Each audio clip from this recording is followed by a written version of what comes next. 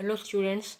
आज हम class 12th के chapter number 4 the D and F block elements के एनसीईआरटी को पढ़ेंगे और समझेंगे भी।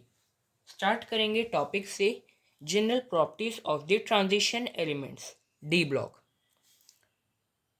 पहली प्रॉपर्टी जो हम पढ़ेंगे वो है physical properties. Nearly all the transition elements display typical metallic properties such as high tensile strength, ductility, malleability, high thermal and electrical conductivity। ज़्यादातर सभी जो ट्रांजिशन एलिमेंट्स हैं यानी जो डी ब्लॉक एलिमेंट्स हैं वो कौन कौन सी प्रॉपर्टी शो करते हैं? टिपिकल मेटेलिक प्रॉपर्टीज जैसे कि high tensile strength, ductility, malleability मतलब हम उसे बीट करके शीट्स में कन्वर्ट कर सकते हैं। डक्टिलिटी मतलब वायर्स में कन्वर्ट कर सकते हैं। टेंसाइल स्ट्रेंथ मतलब उसकी आपस में जो इंटरमॉलिक्यूलर अट्रैक्शन है वो काफ़ी हाई है। थर्मल और इलेक्ट्रिकल कंडक्टिविटी भी काफ़ी ज़्यादा हाई है। और metallic lustre with the exceptions of zinc, cadmium, mercury and manganese they have one or more typical metallic structure at normal temperature। Zinc, cadmium, mercury और मैंगनीज को छोड़ के सभी ट्रांजिशन एलिमेंट्स की एक से ज़्यादा टिपिकल मेटालिक स्ट्रक्चर है नॉर्मल टेम्परेचर पे मतलब रूम टेम्परेचर पर। यह है आपको latest structure of transition metals का टेबल दिया है। जितने में ट्रांजिशन मेटल्स हैं उनके कुछ लेटेस्ट स्ट्रक्चर्स हैं। आप इनको अपनी एनसीईआरटी बुक से पढ़ सकते हैं। पहले स्कैंडियम से जिंक है, फिर मरकरी तक सबके दिए हैं। स्कैंडियम है HCP यानी हेक्सागोनल क्लोजली पैक्ड, या फिर लिखा है BCC बॉडी सेंटर्ड क्यूबिक। ये इनके लेटेस्ट स्ट्रक्चर्स हैं। बाकी आप इनको एक बार सबको रीड कर सकते हो, बाकी इनका एग्जाम में आने की कोई ऐसी इंपॉर्टेंस नहीं है। अगला है titanium SCP hexagonal close packed, same है। वेनेडियम है BCC, यहाँ पे जो हमने पढ़ा था वही है, बॉडी सेंटर्ड क्यूबिक। क्रोमियम के लिए भी बॉडी सेंटर्ड क्यूबिक, मैंगनीज के लिए भी बॉर्डर सेंटर्ड क्यूबिक और क्यूबिक क्लोज पैक्ड दोनों। और Fe के लिए है हेक्सागोनल क्लोज पैक्ड। कोबाल्ट के लिए क्यूबिक क्लोज पैक्ड, कॉपर के लिए भी क्यूबिक क्लोज पैक्ड और है जिंक के लिए X यानी एक टिपिकल मेटालिक स्ट्रक्चर। तो Y, ZR, TC और RU और CD के लिए है HCP। BCC है NB, MO मतलब मोलिब्डेनम, इन दोनों के लिए है इस सीरीज में तो। और CCP है इन तीन के लिए, RH, PD पैलेडियम और AG सिल्वर।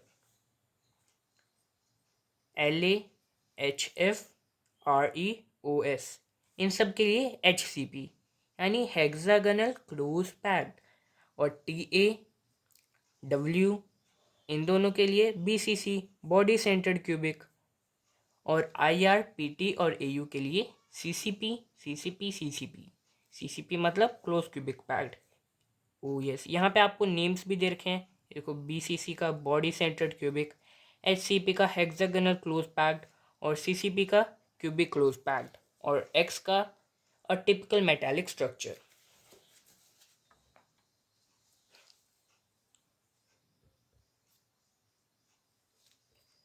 अब है transition metals with the exception of zinc, cadmium and Hg are very hard and have low volatility.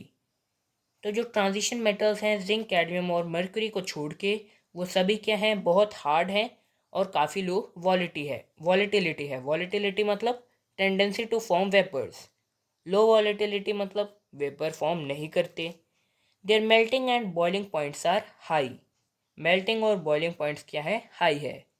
Melting point का ग्राफ आपको गिवन है एटॉमिक नंबर्स के साथ। पहले देखिए, टाइटेनियम, वेनेडियम, क्रोमियम तक बढ़ रहा है, फिर मैंगनीज की एक्सेप्शन थी तो ये फॉल हो गया। उसके बाद आयरन रैपिड इंक्रीज आया, कोबाल्ट, पैलेडियम, निकल और फाइनली जिंक। वैसे ही ZR में है, ZR फिर NB फिर MO बढ़ता है, फिर बीच में गिर जाता है और फिर द्वारा वही ट्रेंड फॉलो हो रहा है। 4 की 4 सीरीज के लिए आपका यही ट्रेंड फॉलो होगा।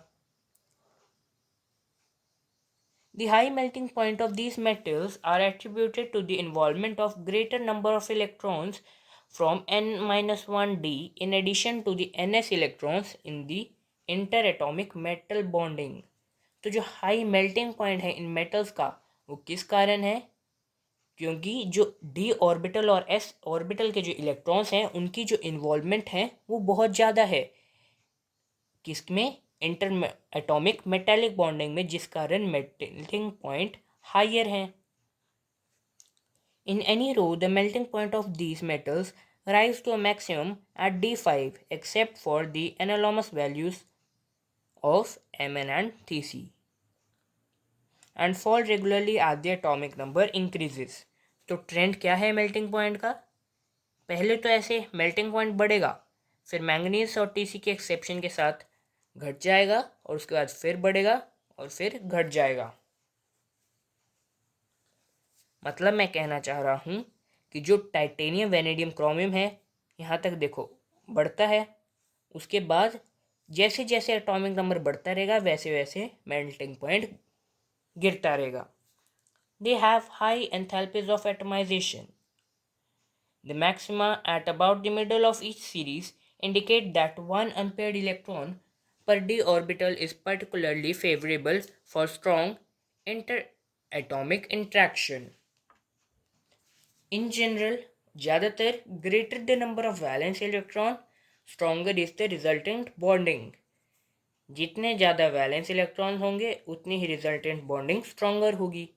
Since the enthalpy of atomization is an important factor in determining the standard electrode potential of a metal, metals with very high enthalpy of atomization, that is very high boiling point, tend to be noble in their reactions।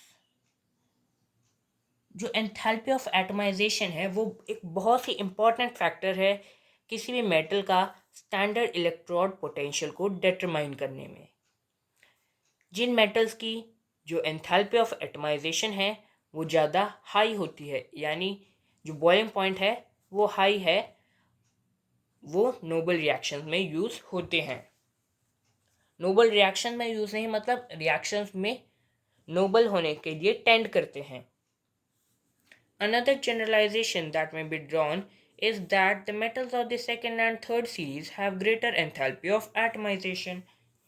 Second और third series के जो element हैं उनकी enthalpy of atomisation series 1 से तो ज़्यादा है, क्योंकि ये देखिए ना, यहाँ से स्टार्ट कहाँ से हुई? 300 से, ये स्टार्ट हो रही है 400 से और ये हो रही है 600 से। तो मतलब सीरीज 2 की एंथैल्पी ऑफ एटमाइजेशन सीरीज 1 से ज़्यादा है और सीरीज 3 की सीरीज 2 से ज़्यादा है।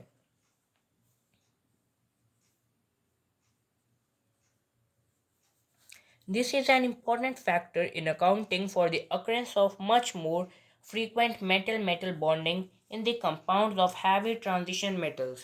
heavy transition metals मतलब जो later series हैं जैसे कि series 3 और series 2 में क्या है, मेटल मेटल बॉन्डिंग जो है वो काफ़ी अच्छी है, जिस कारण इनकी जो एंथैल्पी ऑफ एटमाइजेशन है वो ज़्यादा है।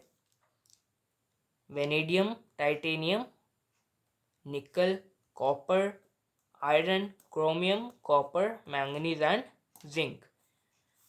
तो ये हमारे सीरीज 1 के मेटल।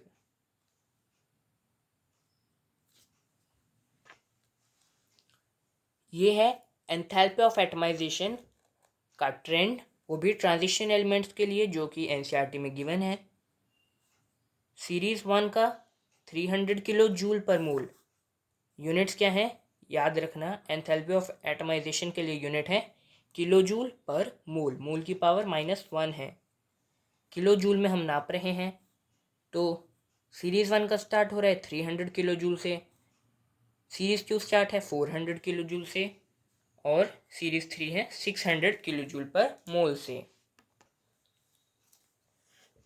तो ये है इंपॉर्टेंट टेबल जो आपके एनसीईआरटी में गिवन है। Enthalpy of atomisation, electronic configuration, atomic number सबके ऑर्डर इसमें गिवन है। यहाँ से आप ऑर्डर निकाल लेना। सबसे ज़्यादा एंथैल्पी ऑफ एटमाइजेशन है हमारे पास वेनेडियम की, जो कि है 515 किलो जूल पर मोल। और सबसे कम है जिंक की, जो कि है 126 किलो जूल पर मोल।